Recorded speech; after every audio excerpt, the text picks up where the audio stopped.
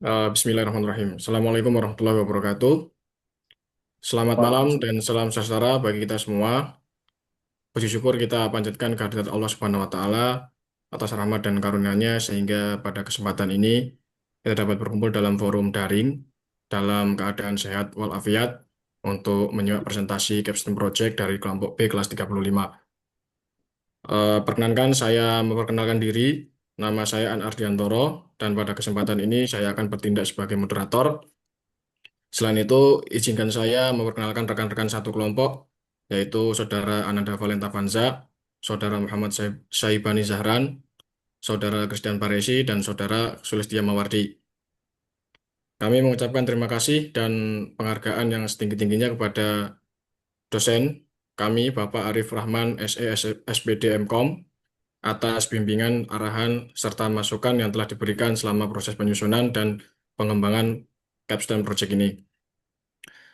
Ucapan terima kasih juga saya sampaikan kepada seluruh anggota kelompok yang telah berkontribusi dan bekerja sama dalam penyelesaian proyek ini. Pada kesempatan ini, kelompok kami akan mempresentasikan hasil capstone project yang berjudul Sistem Informasi Manajemen Inventaris Perangkat Keras dan Jaringan untuk Mendukung Operasional Fasilitas Kesehatan. Dalam presentasi ini, kami akan memaparkan latar belakang dan urgensi pengembangan sistem, tujuan dan ruang lingkup proyek, metodologi pengembangan yang digunakan, perencanaan sistem, implementasi aplikasi, hasil pengujian, serta rencana pengembangan sistem di masa mendatang. Kami berharap presentasi yang kami sampaikan dapat memberikan gambaran yang jelas mengenai solusi yang kami tawarkan sekaligus menjadi bahan diskusi yang bermanfaat. Oleh karena itu, kami sangat mengharapkan masukan, kritik, dan saran yang membangun demi penyempurnaan sistem yang telah kami kembangkan. Tanpa mengurangi rasa hormat, izinkan kami untuk memulai presentasi ini.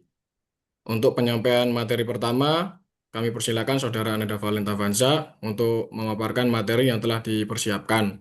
Baik, perkenalkan dulu, nama saya Nada Vananta Vansa. Saya akan menjelaskan di yang materi paparan kali ini ya, di mana pengelolaan infrastruktur TI di lingkungan fasilitas kesehatan menuntut akurasi yang sangat tinggi ya. Selama ini pencatatan manual memiliki banyak kendala, mulai dari tingginya resiko salah input atau human error, kemudian sulit melacak lokasi fisik perangkat yang berpindah. Kemudian ada resiko kehilangan aset tanpa dokumentasi dan juga data yang tersebar di berbagai berkas fisik ya. Maka dari itu kami menghadirkan di sini solusi berupa sistem informasi berbasis web di mana memiliki keunggulan akses terpusat dan juga real time, database yang terintegrasi dan juga akurat serta monitoring status aktif ataupun rusak secara instan dan juga integritas jejak audit atau audit trial ya. Oke, tujuan utama dari pengembangan sistem ini adalah membangun platform informasi berbasis web yang mampu mendata sirkulasi barang secara akurat, sekaligus memantau kondisi fisik perangkatnya. Ruang lingkup atau fokus aset di proyek kita kali ini dibatasi hanya pada infrastruktur TI seperti komputer klien maupun server, kemudian peripheral jaringan atau perangkat jaringan seperti switch router, juga printer, scanner, serta peripheral pendukung lainnya di lingkungan operasional. Lanjut, Mas. Oke, dalam membangun sistem ini, kami menerapkan metode waterfall, ya, di mana terdapat 4 langkah berjalan secara sistematis melalui 4 tahapan utama, yaitu yang tahap pertama yaitu analisis, di mana tahapan ini untuk mengidentifikasi masalah pencatatan manual yang ada di instansi saat ini ya, dan juga merumuskan aturan bisnisnya. Kemudian yang kedua di sini adalah tahap desain untuk merancang pemodelan DFD, ERD, flowchart dan juga UI serta UX. Kemudian tahapan ketiga yaitu implementasi. Di sini untuk menerjemahkan desain ke dalam kode program. Di sini kita menggunakan framework Laravel dan juga database MySQL ya. Kemudian di tahap 4 ini pada tahap pengujian kita menggunakan metode black box untuk validasi sistemnya. Berdasarkan analisis yang telah kita lakukan di sebelumnya, di sini alur kerja sistem digambarkan melalui use case diagram pada slide kali ini ya. Sistem dirancang menggunakan single role, di mana aktor utamanya yaitu adalah admin TI atau staff TI ya.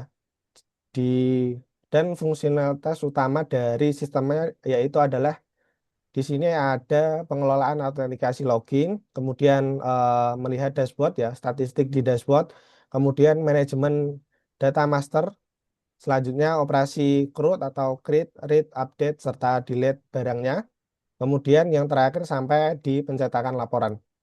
Eh, di sini perlu digarisbawahi ya di mana seluruh fungsionalitas berada di bawah autentikasi middleware sehingga pengguna wajib login terlebih dahulu sebelum melakukan eh, fungsionalitas 6 ini ya atau berapa? 5 fungsionalitas.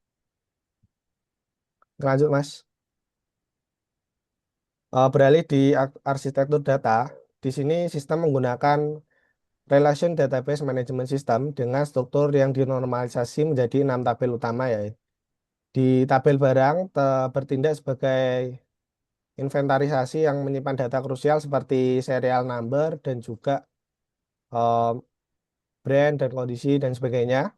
Di mana tabel barang ini juga terrelasi dengan 5 tabel lainnya, yaitu di sini ada user, yang kemudian ada tabel lokasi, jenis barang, kategori barang, dan juga status perangkat. Di mana pembentukan relasi ini, yang sebelumnya Mas, pembentukan relasi ini bertujuan untuk menghindari terjadinya redundansi dan juga duplikasi data ya. Jadi datanya tidak terduplikat. Oke, lanjut Mas.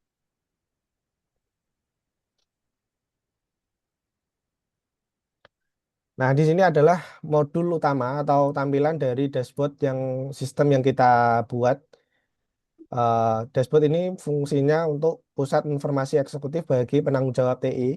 Ya, di visualisasi ringkas di bagian kanan ini, kita dapat melihat atau admin bisa melihat total aset secara keseluruhan, memantau status kelayakannya, kemudian eh, memantau status kelayakan secara real time ya. Apakah perangkat tersebut dalam kondisi aktif, rusak eh, atau sedang dalam perbaikan ya, tanpa harus dicek satu persatu secara manual. Lanjut Mas. Nah, salah satu inovasi dalam pengembangan sistem kita kali ini, di mana kita menerapkan logika penghapusan ganda, mengingat sistem ini akan digunakan pada instansi resmi ya. Di sini kami membedakan perlakuan data pada saat dihapus.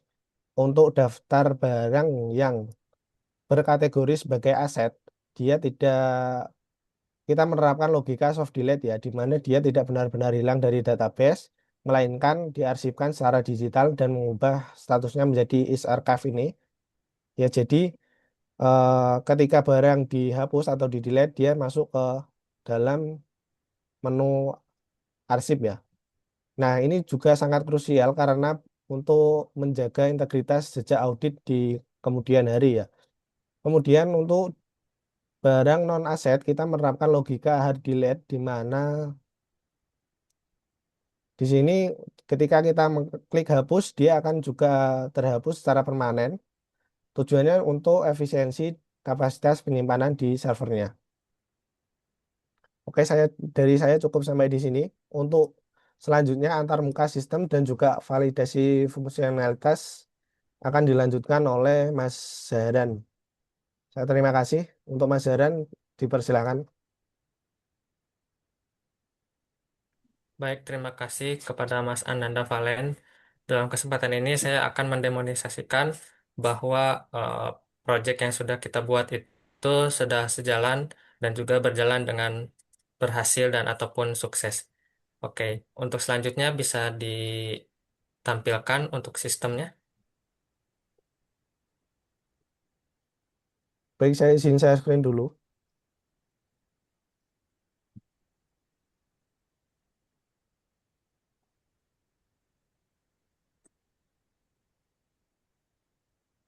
Sesuai yang sudah dijelaskan barusan oleh Mas Ananda Valen, bahwa sistem ini sudah dibangun menggunakan framework Laravel dan untuk database-nya menggunakan MySQL. Di sini sudah tampil bahwa halaman yang paling utama atau paling depan adalah halaman autentikasi, di mana dengan autentikasi ini sebelum user mengolah data, diwajibkan user atau karyawan yang mengolah data barang diwajibkan untuk melakukan autentikasi dengan memasukkan email dan password. Dan apabila di sini, di halaman login ini, apabila user memasukkan email atau password yang salah, maka sistem akan menolak value yang diautentikasikan atau yang dimasukkan oleh user. Contohnya seperti berikut. Nah, apabila terjadi kegagalan atau memasukkan email atau password salah, maka menghasilkan pesan yaitu invalid credential. Apabila kita memasukkan dengan email dan password yang benar, maka halaman autentikasi akan di-redirect ke halaman dashboard.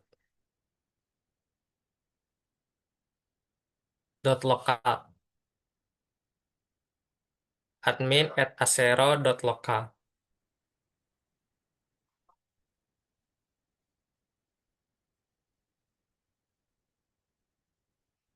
Ini adalah akun contoh ya. Jadi emailnya adalah admin@asero.local, untuk passwordnya password. Nah, di sini apabila user telah memasukkan email dan password yang benar, maka akan di-redirect ke halaman dashboard, dan di halaman dashboard akan menampilkan sebuah pesan berhasil bahwa login telah sukses. Dan di sini adalah halaman dashboard, di mana halaman dashboard ini adalah data statistik yang dimana menampilkan data-data yang sangat penting, di mana ada yang pertama ada total barang, yaitu menampilkan seluruh barang yang ada, lalu ada barang aktif ini yang sedang digunakan, terus barang yang terarsip ini barang yang berjenis aset, di mana kalau aset itu tidak boleh dihapus secara permanen, maka hanya bisa diarsip. Dan di sini terdapat satu barang yang telah diarsip. Terus ada barang aset, ini adalah jumlah barang aset. Terus di bawahnya kita memiliki section di mana menampilkan statistik kondisi barang, yaitu ada yang pertama ada barang baik, itu kondisi barang dalam kondisi baik, di mana dalam kondisi baik itu terdapat ada 4 barang. Terus ada barang yang cukup, yaitu ada satu dalam kondisi cukup, gitu. Dan juga yang terakhir adalah barang buruk, yang dimana itu barang-barang yang mungkin dalam kondisi kurang baik untuk digunakan. Terus di sini juga ada akses cepat, di mana akses cepat ini untuk 2 menu. Yang pertama ada kelola barang, itu untuk melihat bahwa list-list barang apa saja yang ada, dan lalu ada tambah barang, yaitu adalah langsung di redirect ke halaman tambah barang. Lalu di sini juga selain itu, selain menampilkan statistik apa dan manajemen barang atau barang, di sini kita juga ada menu manajemen admin, di mana ada user, roles, permission, dan menu. Semua itu adalah untuk menu-menu yang digunakan oleh admin.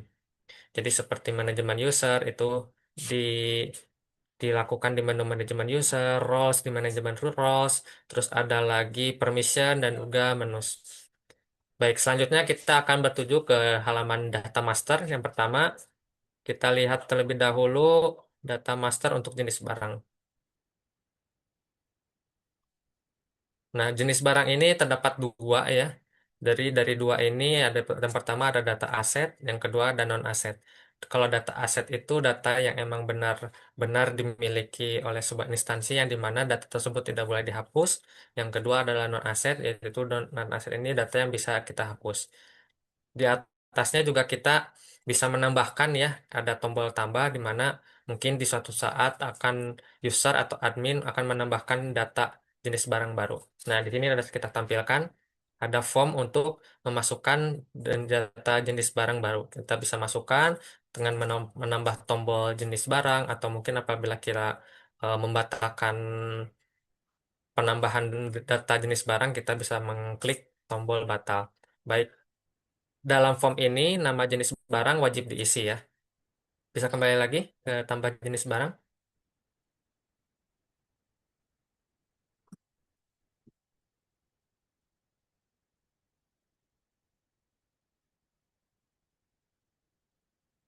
Kita tambah jenis barang. Nah, ini form ini wajib diisi ya. Jadi, apabila tidak dimasukkan, maka akan menampilkan sebuah pesan peringatan bahwa form harus diisi. Kita coba. Nah, di sini akan menampilkan pesan bahwa form nama jenis barang wajib diisi dan kita akan mendapatkan alert terjadi kesalahan. Baik, selanjutnya kembali. Selain itu juga kita bisa mengedit ya data jenis barang. Itu ada dengan menambahkan icon mengklik icon yang sebelah kanan. Oke, nah itu bisa kita lihat. Nah, ini data aset yang mungkin udah kita pilih untuk diupdate. Baik, selanjutnya kita ke halaman kategori barang. Nah, ini kategori barang ini untuk menambahkan barang-barang seperti misalkan ada komputer dan laptop, perangkat jaringan, peripheral, printer, dan scanner, dan macam-macam lainnya. Jadi di sini adalah data master untuk kategori barang. Sama seperti jenis barang, kita juga bisa menambahkan barang dengan dengan memilih tombol tambah kategori barang. Itu kita bisa klik. Nah, di sini kita bisa sama seperti form jenis barang itu kita wajib mengisikan form nama kategori dengan deskripsinya. Deskripsinya ini opsional dan nama kategori barangnya wajib kita. Apabila tidak diisi, maka akan menampilkan pesan error dan apabila diisi, maka akan tersimpan langsung ke database. Maka kita coba tambahkan kategori barang baru. Oh, dan ini kita menampilkan pesan apabila kosong ya. Kalau kita isi, kalau deskripsinya ini opsional, maka bisa di skip saja. Nah, data berhasil ditambah, maka kita akan mendapatkan sebuah alert bahwa berhasil menambahkan kategori barang. Selain itu juga kita bisa mengedit ya, ada tombol edit dan juga kita bisa menghapus. Selanjutnya kita bisa ke menu lokasi.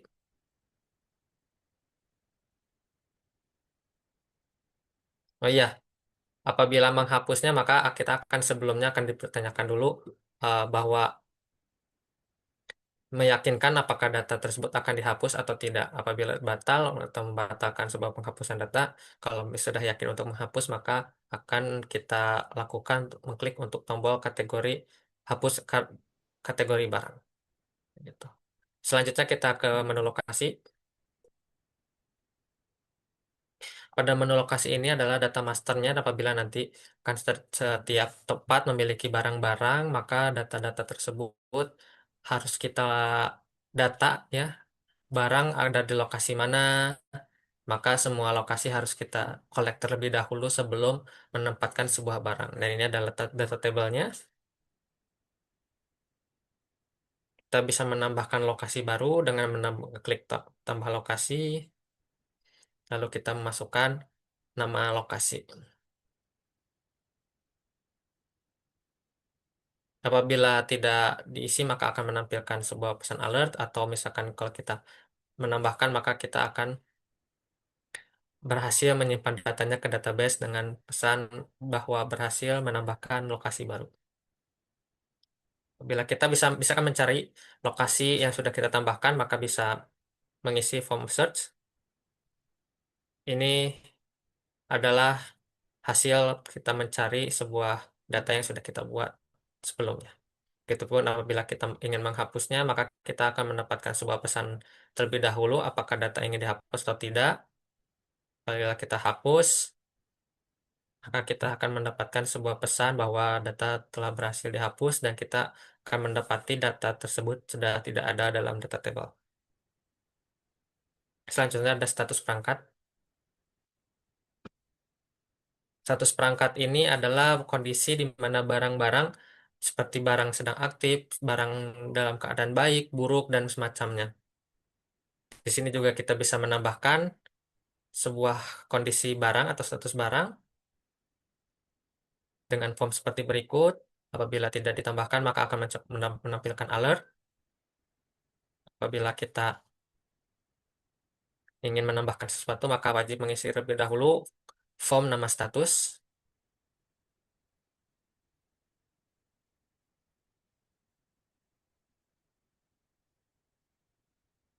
Kita mendapati data tersebut telah berhasil ditambahkan.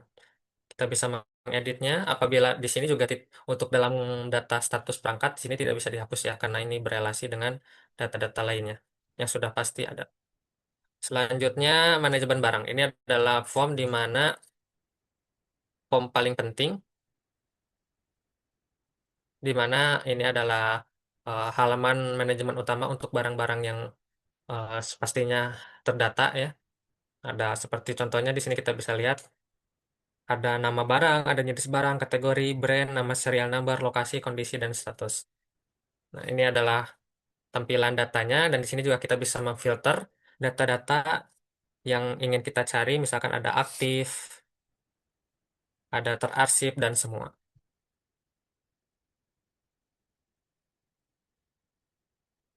Nah, dalam data ini seperti contohnya aset, ya aset ini tidak bisa dihapus, maka dia hanya bisa diarsip.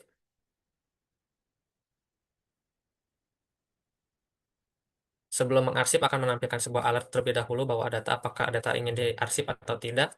Apabila diarsip, data tidak akan tampil di halaman depan. Apabila ingin melihat data yang telah terarsip, maka kita bisa memfilternya untuk mencari data yang terarsip. Dan di sini kita bisa mengembalikan data ya apabila setelah diarsip ternyata kita ingin di unarsip, maka kita bisa memilih unarsip. Begitupun selanjutnya kita akan mencoba bagaimana menambah data barang baru. Barang-barang di sini tentunya harus memiliki data-data berikut ya, di mana barang tersebut kita harus masukkan terlebih dahulu seperti kode barang, nama jenis barang, terus kategori barang, nama barang, itu wajib diisi. Terus ada detail teknis, kita harus memasukkan terlebih dahulu brandnya apa, terus modelnya apa, serial number, apa kalau model ini tidak diharuskan ya dan opsional. Lalu ada lokasi dan status ini barangnya ada di mana, maka kita harus mengisi form lokasi, terus status perangkat dalam keadaan apa, terus kondisi barang baik, cukup atau buruk. Lalu kita punya juga di mana untuk informasi perolehan ini adalah kita memasukkan kapan barang tersebut dibeli, ya, tanggal berapa kita masukkan terlebih dahulu tanggalnya. Terus ada harga perolehan kita membeli barang tersebut dalam berapa harganya. Dan selanjutnya ada dokumentasi tambahan itu ada spesifikasi, keterangan, dan foto perangkat. Ini untuk dokumen tambahan ini bersifat opsional. Baik kita coba saja untuk mengisi dari kode barang. Kode barang ini bebas ya. Kode barang ini udah pasti unik, maka apabila ada data yang sama, maka akan menampilkan alert bahwa kode tersebut sudah digunakan. Oke, langsung masuk ke nama barang.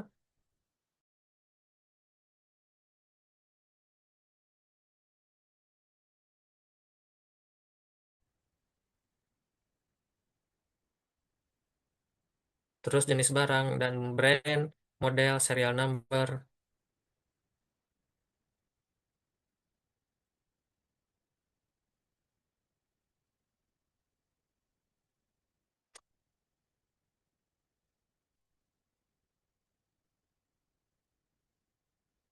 Kita masukkan harga perolehan bisa 0 ya. Apabila tidak ada harganya, maka bisa masukkan 0. Atau kalau misalkan ada harganya bisa dimasukkan. Ini spesifikasi. Ini bersifat opsional ya. Untuk keterangan juga opsional, foto perangkat juga opsional. Bisa kita langsung simpan saja.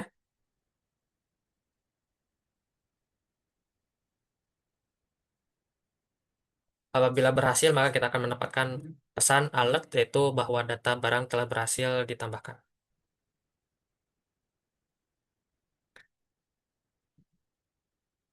Dan kita bisa lihat ya, bahwa data yang sudah kita tambahkan tadi yaitu server pack PACS dengan jenisnya itu aset, komputer dan laptop kategorinya, brandnya Dell, serial numbernya sekian, lokasi untuk ruang IT, kondisi baik dengan status aktif.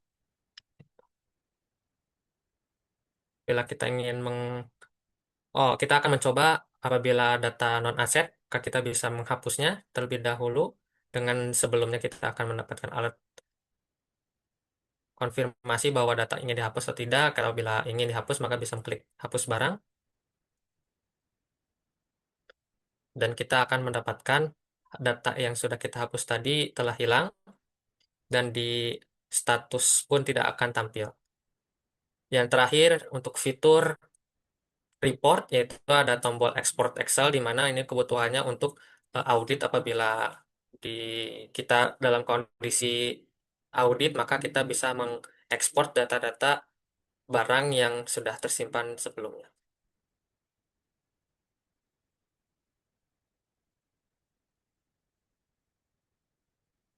Dan berikut hasil dari aktivitas ekspor data. Bisa kita lihat bahwa file-file yang sudah kita tambahkan di sistem terdapat di file Excel. Baik. Mungkin segitu yang bisa saya sampaikan, kurang lebihnya mohon maaf. Selanjutnya saya kembalikan ke Mas Ardianto. Baik, terima kasih rekan-rekan. Mungkin selanjutnya langsung closing statement atau kesimpulan dari proyek kita. Dipersilakan untuk Mas Christian Baresi.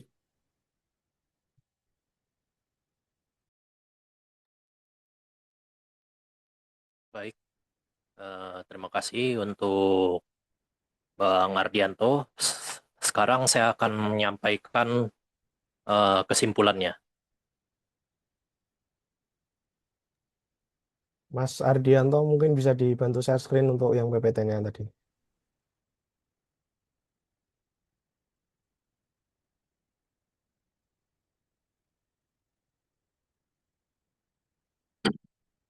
Untuk kesimpulan dan remake untuk masa depan. Dalam kesimpulan proyek kami ini ada 2 poin, yaitu digitalisasi berhasil.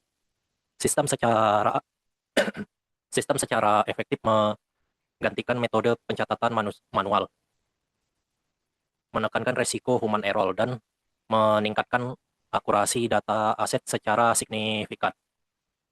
Jadi dengan adanya sistem ini, human error atau kesalahan dalam pencatatan barang dapat diminimalisir. Lalu untuk poin selanjutnya, integritas jejak audit. Mekanisme soft delete menjadikan uh, akuntabilitas pengolahan aset instansi tetap terjaga sesuai standar fasilitas kesehatan.